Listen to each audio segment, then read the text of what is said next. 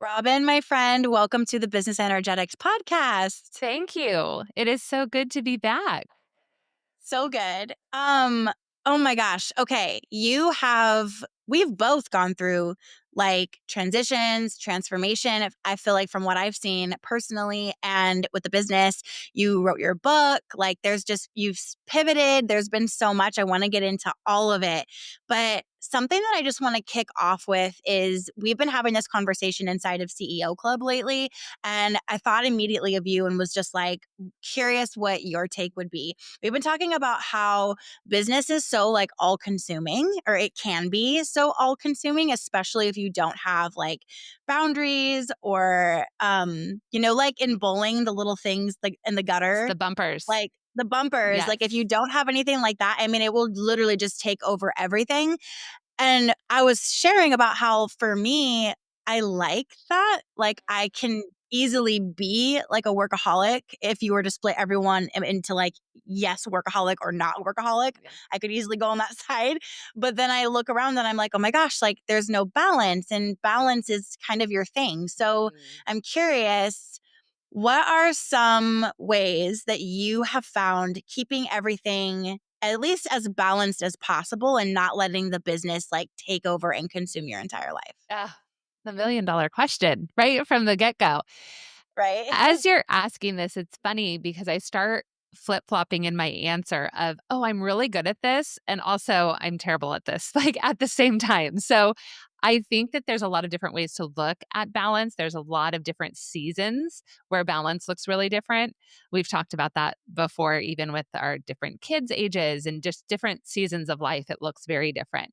I will say from the very beginning, I've been pretty structured in my work, which has helped me to keep some level of balance in terms of when I'm working and when I'm not working. So, even when I was a Pilates instructor and I didn't have the online digital side of the business yet, I didn't, early on I had to work weekends. You have to do that. But then I was just like, no, I'm not going to work weekends. That was very unheard of in the fitness space, right? Usually Saturdays are like the popular classes. And that's just what you have to do in the fitness world. But I was like, nope, this is my boundary line. This is when I'm working. This is when I'm not working. And I do think that has carried through for me of being pretty specific with my working hours, when I'm working, when I'm not working. And that has served me really well. However, to your point of being a business owner, it's very hard to actually turn off your thoughts, right? So the ability to shut your laptop and be off of your computer, okay, yes, we can do that. Do you actually turn off your brain and shift into thinking about other things other than the meeting you need to have, the budget you need to plan for, the content you need to create? That's really challenging. So I'm really good at the structure. I've had to put in a lot of practices to help my mind shift out of work. Ooh, what Some are those? sometimes What are it's your easier than favorites? others, depends how burnout I'm feeling. I know, or how inspired I'm feeling. But a couple of those is like initially when I first was like, my brain never turns off. It never turns off. I had to start removing input. So, probably like you and many of the people listening to this, like I love to learn. I love to be inspired. I love to hear stories from other people. I love podcasts. I love audiobooks. I love all of it. But I realized there was a point where I was having so much input when even when I was on a walk, or even when I was driving in the car to pick up my kids from school, or even while I was nursing my babies back when they were that little, my brain was never stopping. So I went through a period of time where I just stopped the input. So walks in silence, no music, no headphones, nothing, just time to process my thoughts. Driving in the car in silence, um, nursing my babies in silence. That was really critical for me to help for a period of time. And now I found a balance again, right? Where it's like I can tune into myself and I can kind of pause and go, what do I need today on my walk? Do I need silence? Do I need prayer time? Do I need to call a friend? Do I need an inspiring podcast? So, actually checking in with myself has helped my mental boundaries. And that goes all the way even to like what I'm reading at night before bed. The types of conversations I'm having with my husband, who I also work with, like when are we talking about things? When is it off limits? So, just awareness has been really helpful in that regard. I find that I've been in the same place, and I find that I very rarely feel like listening to something. I very rarely feel like the input, even like listening to music is minimal for me now. Like I don't know if I'm it's not that I'm overstimulated, it's just that the stimulation from thinking and creating so much during the day and then the kids in the Yes. evening is like my max. And then I find that sometimes I get almost like a form of FOMO, like I'm gonna miss out or I'm not keeping up in my craft. Yes. Do you ever, like, struggle with that? Absolutely. And I think that's a big part of it. Like overstimulation has become very real for me. 4 kids will do that to you. But when you Yeah. spend all day on meetings or creating content or managing team members, and then as soon as you shut down your laptop, you go right into making snacks, breaking up sibling fights, running to soccer practice. Like it's a lot of stimulation. So I agree with you. I think finding different pockets, like it has become more attractive to me, whereas before it had to be more of a discipline. Um, Mhm. but absolutely, one of the shifts I made last year that I think was one of the biggest shifts for me was switching to reading all fiction. I read all fiction last year, which if you would have asked the me 4 years ago, I literally would say, I used to say, "What is the point? Like, what is the point? Such a waste of Why am I time. reading this story about this random girl who met this boy on vacation? It's so dumb." Like that that was my like that's how like single-minded was. I was like, I want to learn all the time. I want to, I loved it. But Mhm. I reached a certain point of, might call it burnout and realized what you said. It was exactly true, Allie. It was like, oh, there was this subtle nervous system reaction that was happening, even though I enjoyed it, even though I still love it. I'm actually just getting back into the world of nonfiction again because I feel like I'm in a different place. But I go to bed at night, even though I was loving it, there's this subtle spinning wheel telling me, oh, I got to do more. Oh, I got to try that. Oh, I should talk to someone about that tomorrow, keeping my nervous system always on. And so fiction was a huge shift for me that has helped so much. Yeah. I love that. Fiction is new for me too, or like returning to fiction Yes. is It's a new for me return. too. Yeah. And really now, I'm really only reading if we're doing something in CEO Club, like it's subconscious mind stuff. It's not business stuff. It's like Mm. learning about me, which feels a bit lighter than like Yes. strategy Yeah. and like Alex Hormozy. Yeah. And as amazing as he is, like it's just like, like I feel like I have to do Ideas. everything. So many ideas. Yeah. So many things I have to put into action. Yes, Yeah. totally. I already have a massive list of ideas. I feel like I'm good for a year. Mhm. Something that you've always been the queen of is wellness. And my favorite thing about you, other than the way you are when you're teaching in your videos, is how simple you make it. So, kind of in this same thing of business can be so all consuming. How do you have boundaries? How do you simplify? How do you balance? What does it look like for like, I guess, simple wellness habits to implement every day to take care of your physical body without adding to the list, without adding stress? Totally.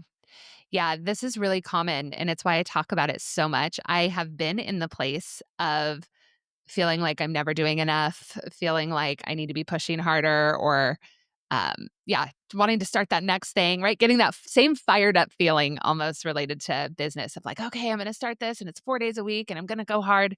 I've been there.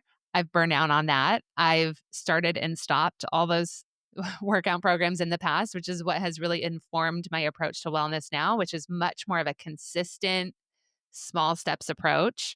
Because what really matters, and this is true with everything, whether it's wellness, whether it's business, whether it's, um, finances across the board, we know that consistency over time is what matters most. That is what brings the best results. We could go hard for a week, we could go hard for 2 weeks, we could go hard for a month or even a year. But if we can't keep it up beyond that, we're going to go right back to where we were before. We're going to feel just like and we have all been there. So there's no guilt and shame in that. Literally, that's what the industry tells us to do. And especially just women, diet culture, all of it. That's just how we've been raised. But when you can zoom out and say, ultimately, this is for my lifetime. Like, I have to be able to keep this up for a lifetime. It kind of makes you think differently. So that's where I talk a lot about breaking free of that all or nothing mentality. What is that expectation that you have?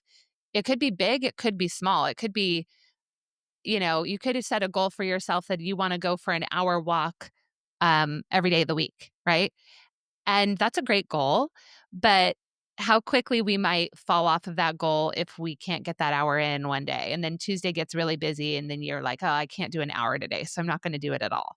So Mhm. I think I just saw on your Instagram actually this morning that you were like going for a 25-minute walk or something to Mhm. work your way towards your goal for the day, right? Like a little bit here, a little bit there. And especially as female entrepreneurs or mothers or people who have a lot of things and people on our plate, we have to be able to take that, okay, a little bit here, a little bit there, 10 minutes of Pilates here, a nourishing snack there, or we will never be able to stay consistent unless we're really rigid. And then we burn out because we're so rigid. So that's been huge for me of maybe it's a short walk, maybe it's a short Pilates workout, maybe it's 10 minutes of deep breathing in the middle of the afternoon, as opposed to really trying to have this killer 75 hard style routine that's really Yeah. impressive and flashy. Yeah, absolutely. Those things killed me hormonally anyway. And they Like, it do. wasn't even worth it. Exactly. And they do. That's the thing. This approach is actually so much healthier for us in so many ways, mentally, physically, how we can sustain it. And there's tons of research to back it up. So, Yeah. yeah. And I feel like walking is so underrated. And people even say that a lot, but then people still don't give it the credit it is due. Like, just walk. And if you live in bad weather, get a walking pad. They're so cheap on Amazon now. Like, is there anything like that? I'm curious if there's anything like that that you are like, this wellness habit is so underrated. If people would just understand this simple little thing, it's not getting its credit. Oh, so many. One thing I see so often, because I live in the wellness world, I love wellness things. I have red light therapy, I have an infrared sauna. Like, I love it all. But one thing that I see so often, and I wish people wouldn't make this mistake, is they skip over all the basics to go for these big, like, cool biohacking things, right? So it's like, I'm doing the cold plunge and I'm doing the sauna, I'm doing all this. But we have stepped over the most key life transforming things that are often free. They're right at our fingertips. And it's things like walking, like you said, water. I know it's so boring, but it's so true. Hydration, walking. I'm going to say Pilates. I think people are sleeping on the power of Pilates because it's so efficient. You can do mobility, strength, deep breathing, and like self connection all in one workout. The You fact don't have that, to like, stack it all. yes, I'm gonna, like, I'm not gonna just let you toot your own horn because this is, like, I will also help you. The fact that, like, there is literally I love Pilates so much, I could cry.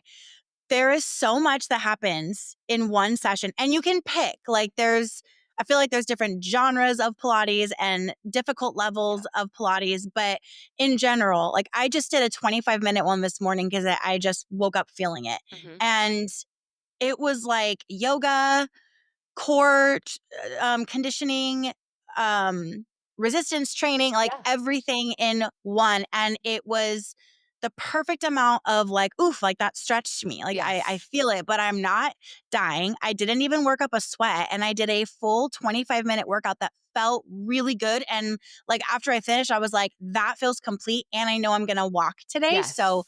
I'm good. Yes. Like, I agree. It is so underrated. That feeling you're describing is what hooked me on Pilates and changed everything for me with my relationship with exercise because I would do exactly that. I would finish a workout. I would feel amazing. Like, yes, I got my stretching, I got my strength, my circulation's going. I did breathing, like everything in one. And then most Pilates exercises work multiple muscle groups at once, right? So you don't have to just work your glutes, then work your core. You can kind of work it all at the same time. But I used to finish my workouts and I'd be exhausted and I'd be dripping sweat and I'd be like, now I'm going to go and I'm going to have my burger and my fries and my thing because I totally earned it, right? No, I still eat those foods, nothing against those foods.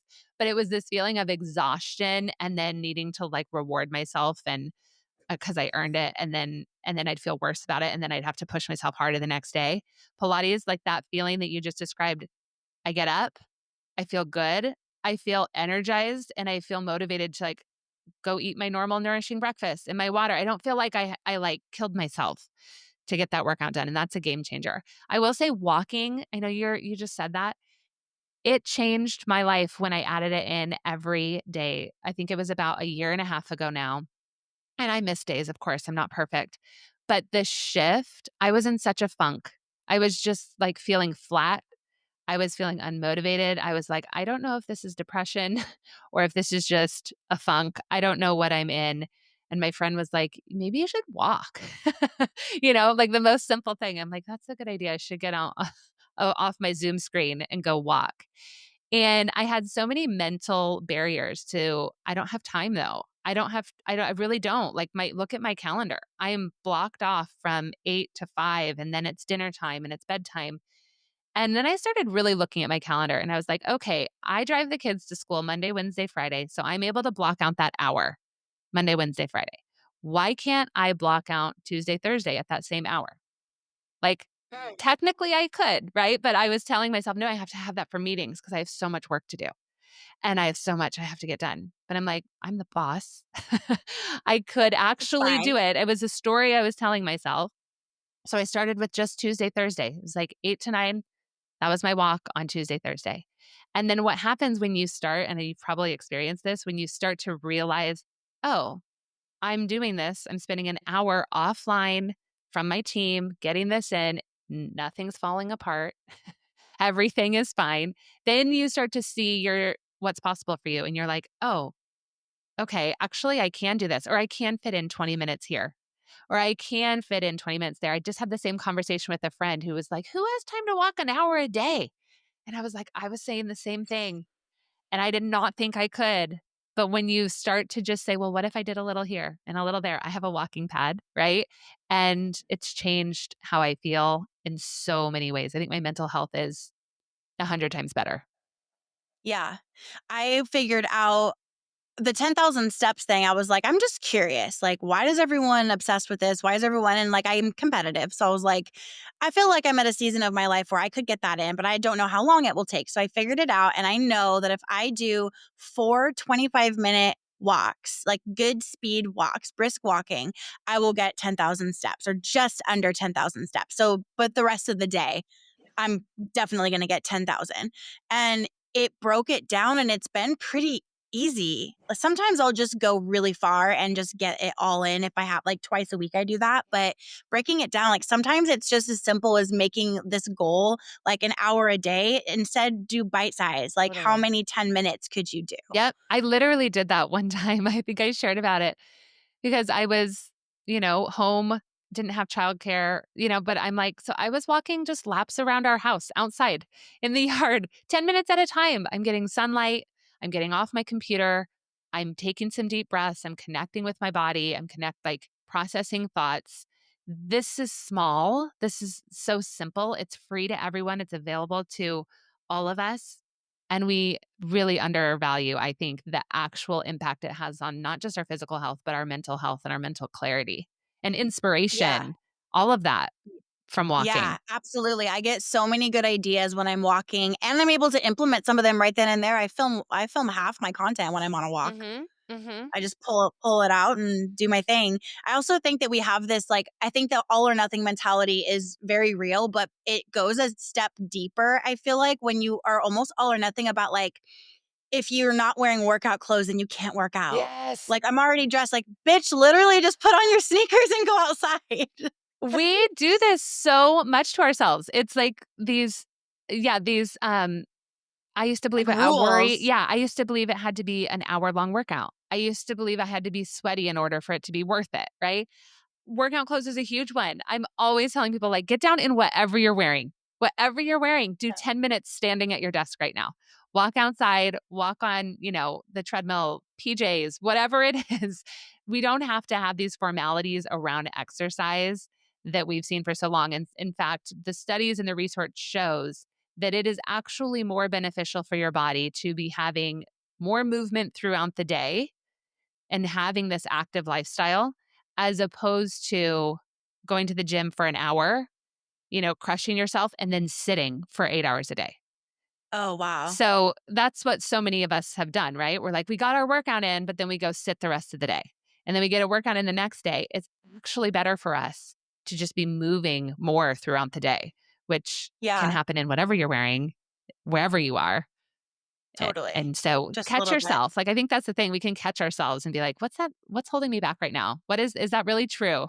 Because we tell ourselves these things that are just beliefs we've held for years. Yeah, 100%. We all do it. I wanna shift into, like, your business mind because I have so many questions. You went from the balance life to pivoting and rebranding to Lindywell. What went into that shift? Why did you do that? Hmm. A lot of thought, a lot of fear, a lot of belief shifting, a lot of taking leaps. So we started similarly, right? I started as a blogger. So I was a Pilates instructor and then I was blogging. When I was blogging, I just called my blog The Balanced Life. Didn't really think anything of it. Thought I was just starting a little blog to go alongside my Pilates business. Wanted it to be descriptive of my approach, which is a balanced approach to wellness. Um, Mhm. just kept blogging, kept blogging. It kept growing. Eventually launched a membership community out of it. So the name just stuck and it was forever The Balanced Life. Had I had started, like, sat down and been like, I'm starting a company, I don't know that I ever would have chose the name The Balanced Life for a company. It served us really well for many years. I like that it's descriptive. It fit. Um, but as it grew and as it's developed into a company that I'm, the founder and CEO of, there are a couple challenges with it. One, there are so many balanced lives, right? They're popping up everywhere. The balanced life chiropractic, the balanced life wellness, balanced life planners, balanced life everything. So it's kind of hard to, we would have people in our community getting confused, thinking that these were our planners or thinking that this was our thing. And it's like, no, that's just another company. So hard to really own it as a brand and as a company.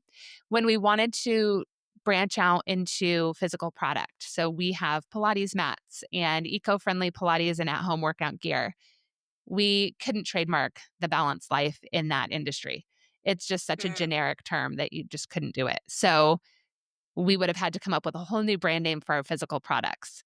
At the same time, I hadn't had this inkling and desire that if I was gonna name it, I would change the name, and I wanted it to be something unique and standalone. So it kind of forced me to face that, even though I didn't want to because that sounded really scary after all these years. We also yeah. were redesigning our own app. So we started building an app, and these things were coming together at the same time. So I had to make the really hard decision of if I'm investing to build our own custom app. Am I building it under the Balanced Life brand, or do I need to change that now before we invest all this money into this, product and app? And so I Mm, kind of realized, yeah, I have to do it now.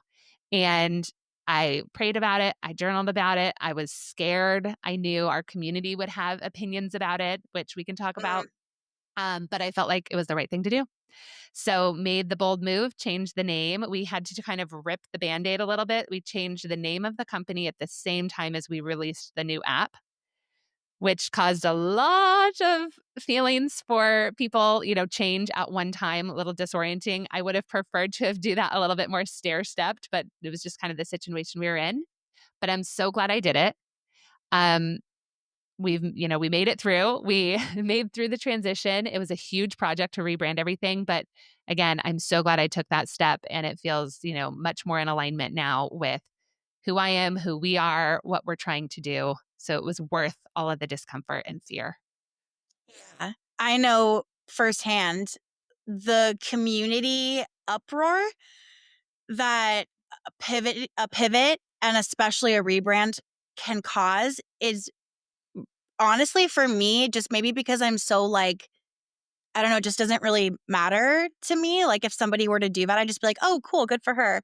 Like I've been a member and when I was in there when you switched and I was just like, oh, okay, I just need to switch over here. Yeah. Got it. Like Yeah. it's no big deal. Yeah. So the uproar that things like this cause, like for me and my community, like there were people that were so upset that I was shifting to a membership model, and they still had all their things. Nothing really changed for them. I was just switching and rebranded and everything. And like, you're not who I signed up for. Yeah. You've changed. And then they were like using my whole thing is like becoming her. They're like using that against me and like, you're the her that you're becoming is like trash. Like coming for me. Like, I don't Jeez. know if yours was that intense, but it is just so interesting. Like, I was just observing this, like, this is people are invested in what we've built, and I Mhm. love that, Yeah. but there can be a difficult side of that. So, could you talk about your experience with that? Yes.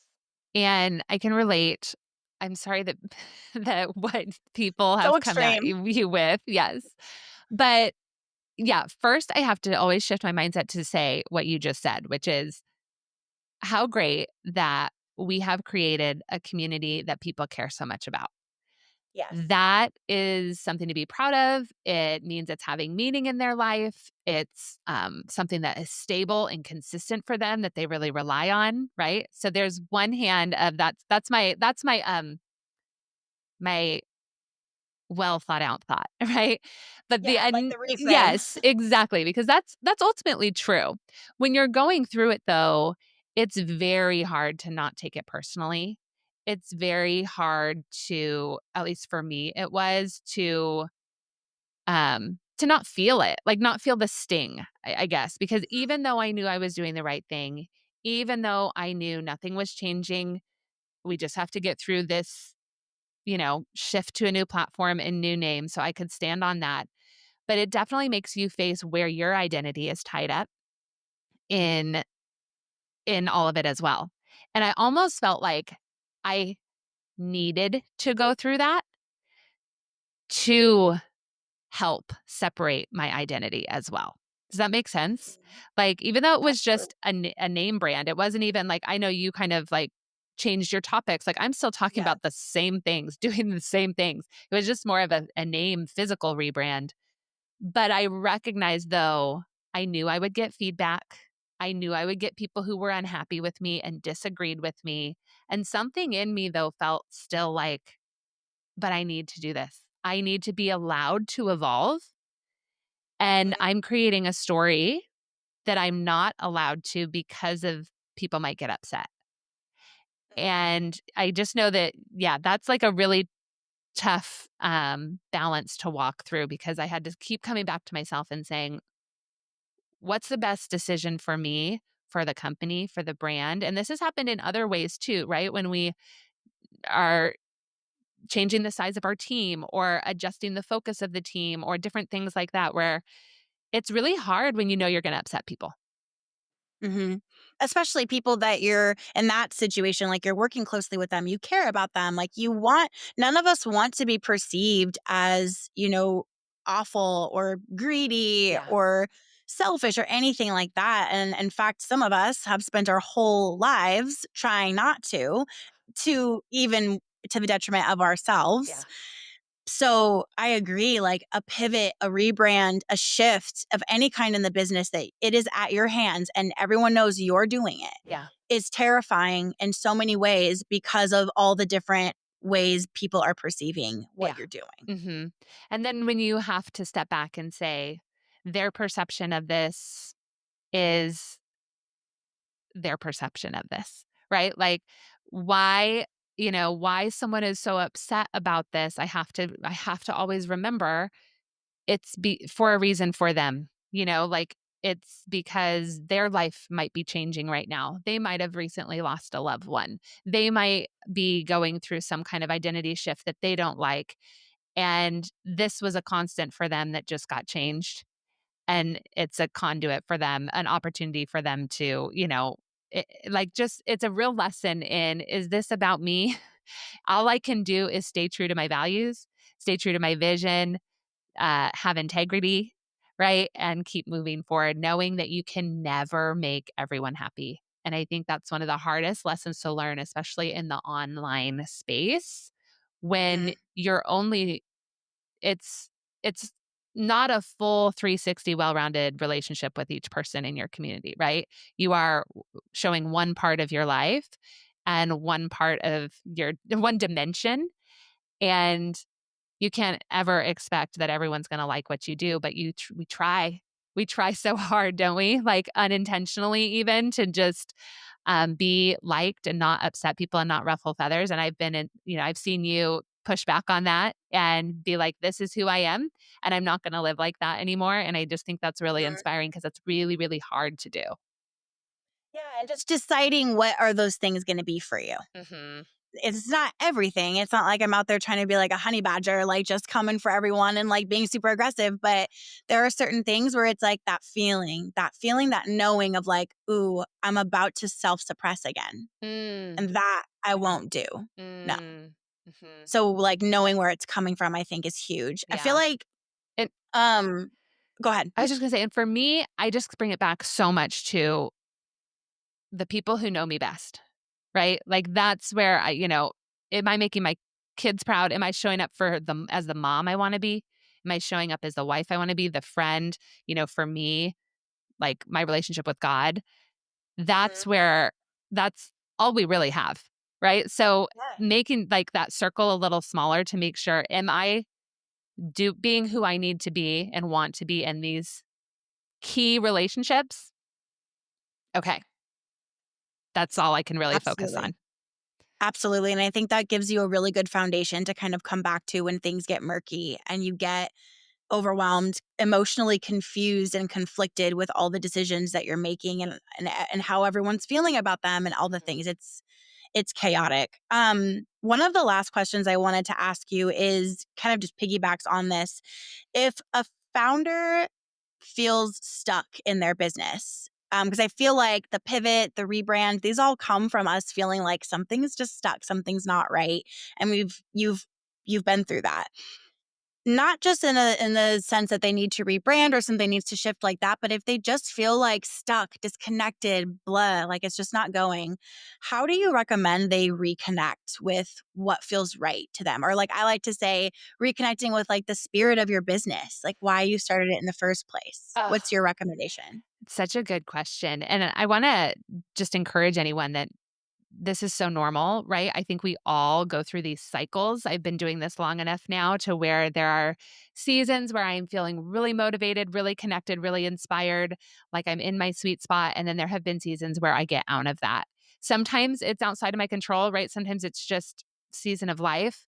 Other times it's because I have lost alignment and I didn't realize it, and it was a slow veering off path or intentionally going down a path that I thought I wanted to go down, only to start getting there and realizing something's off. I'm waking up like my telltale signs are not wanting to work, like dreading my workday. That's a big one. If I Mhm, wake up and mhm. I dread my workday, because I love typically what I do. Like typically I feel like I have the dream job and I'm inspired and connected.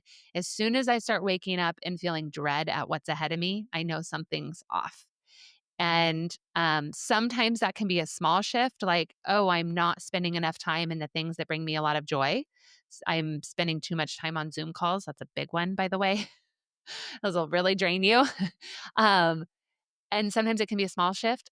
Sometimes it can be a really big shift. So I recently had a shift where I was just like, why do I feel this unease? Why do I feel this tension? And I had to step back and ask myself, what do I really want? And that was a question I had been asking myself for years and I just couldn't quite answer it. I didn't know. It wasn't until I got into a place in daily work where I realized I'm not there. And so a lot of taking time to actually step out of work, journal. I started creating think days. So I would literally just carve out a Tuesday. And even if it's just from 8 to noon, that's my think time. Like nothing else. I just am going to think and journal and pray for me, whatever your Yeah. practices are about what it is that might be off in alignment, what it is you actually are wanting. And then I think I was getting caught up in this very common entrepreneurial desire to just do more, bigger, bigger. Why not? That's what we listen when we listen to, right? So many people, it's like step outside of your comfort zone, always be pursuing more. More is better, more is better. And I'm like, is it though? Like, is it actually? We were getting to the place where we were going, the next steps might be bringing on investors and having all of this. And when I sat down and said, but is that what I want right now? The season of life with the age of my kids, sitting with my husband and saying, is that actually what we want? And getting really honest about what it is we want. And then I think the actual realization I had was actually the most expansive thing, because I felt like so let me see if I can get my thoughts around this. I felt like if I slowed down or backed off at all in some of these endeavors that we were in, then I was no longer thinking big, no longer reaching for the stars, no longer trying to expand myself. Like all of a sudden that meant I was settling. And then I realized, oh my gosh, that's so not true. It's actually the opposite. If I could have a business that I love and is wildly successful and has purpose and meaning and have margin in my week and do it with less hustle. I know you talk about that, less overwhelm, less hours spent at my computer. That is actually the most expansive, big thinking I can actually even think of for me in this season of life. And I thought that was small thinking. Does that make sense? Like, I think some of these rooms Absolutely. I was in was telling me that, like, the message I was receiving that that was being small and stunting my growth and not living to my full potential. But the Mhm. realization that actually that would be the most beautiful, expansive thing for me to be able to have margin and be content and peaceful and growth. They're not at odds with one another. And that's Yeah. the new space I've been living in. Does that make sense? I love that. Yeah, I saw, I think it was Natalie Ellis, I believe she said, "Can we normalize, like, maintaining, like, getting to a really great revenue point and just maintaining that instead of constantly having to, like, reach for the next thing and Yeah. expand and grow and explode, and, like, if you're not on the up and up, then you're losing, and Because it's you have to exhausting." ask yourself, and this is what I asked myself with my husband. I sat down and said, at what cost? Yeah. At what cost? And there's maybe a season for that, but if there is, you know, if we're happy, like we're actually in a place that we're thrilled with and could serve us, why do we always have to have this feeling of it's never enough or you've got to do more? Um, so I'm with that, and I think that that's not talked about enough. It's either go bigger, go bigger, go bigger, or do nothing. And I think there's a lot of in between in there for each person, and I think it varies by season of life, right? Where you are in your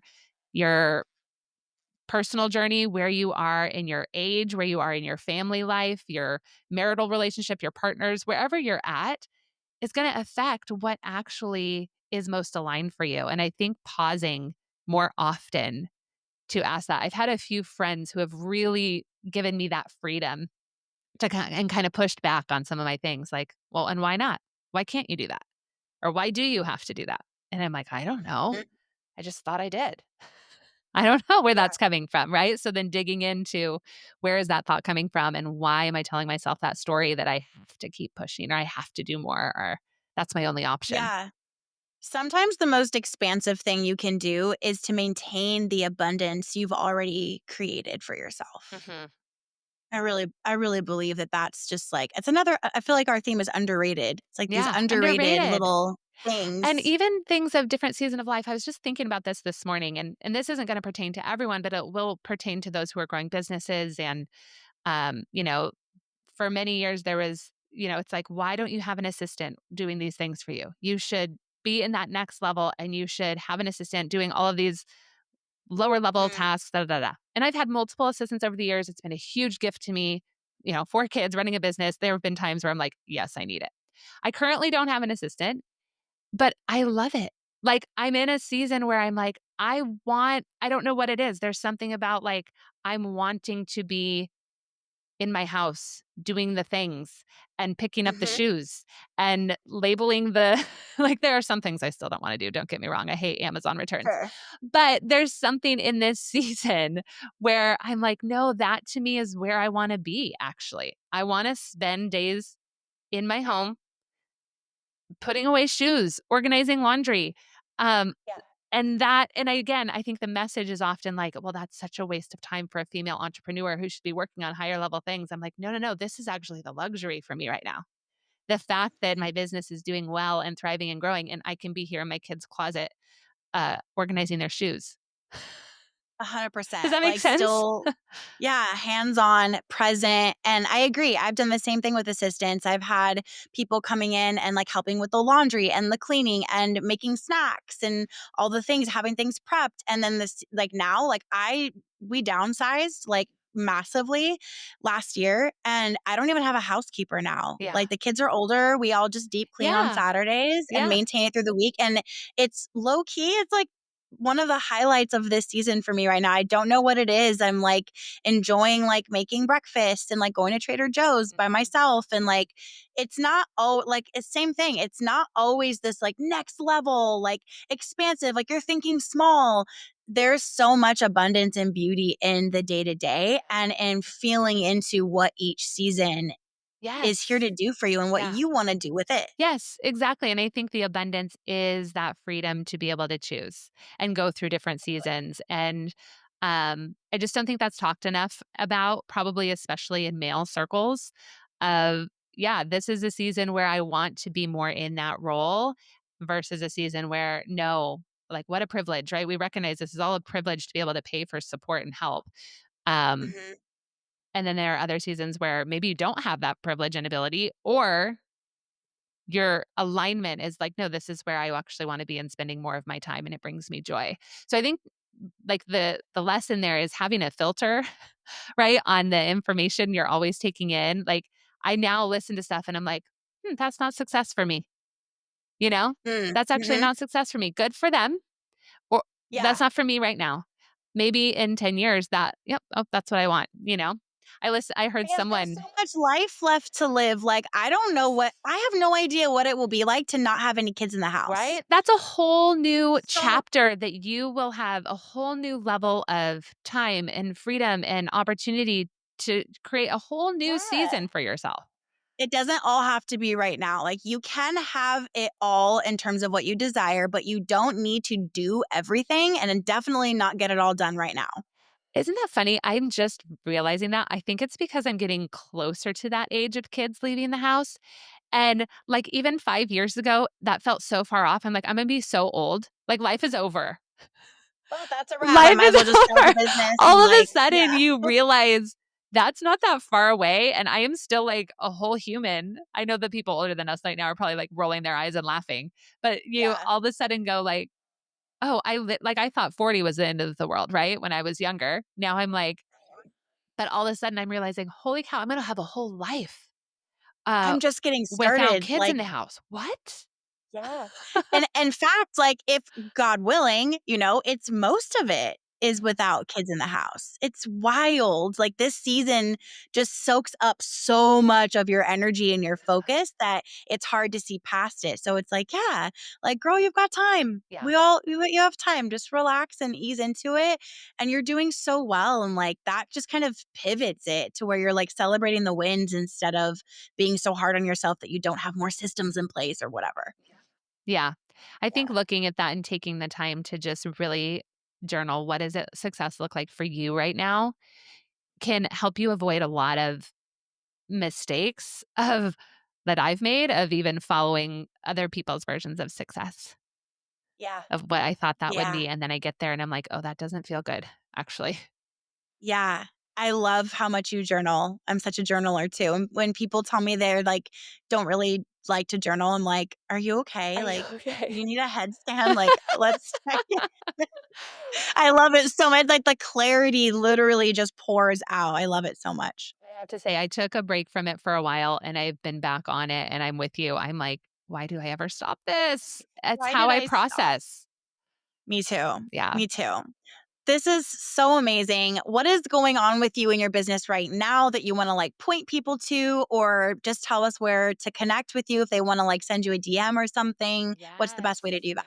Yeah, I'd love to hear from you. I have my personal account over on Instagram, which is at Robin Marie Long. And then we have the Lindywell account, which is We Are Lindywell. And we have our app. That's really where I spend the majority of my time pouring in to resources. So there's Pilates workouts that range from about 5 to 30 minutes. That's kind of our sweet spot. We have weights workouts in there, props workouts, and also workouts you can do with no equipment. We have breath work to really support nervous system health, improve sleep, reduce stress, like all kinds of specific breathwork videos in there, recipes. So just support for wellness, trying to get it all in one convenient app versus having to have like 4 apps for every different thing you do. And so that's at Lindywell. So you can just go to lindywell.com and you can start a free trial there. You can try 14 days free and see if it's a good fit. And I would love to hear from you. So feel free to send me a message. Love, love, love. We'll link to everything in show notes. Robin, thank you so much for sharing your time and your wisdom and your energy with us. This was such a good, like, super insightful conversation. I appreciate Thank you so you. much. Thanks for having me.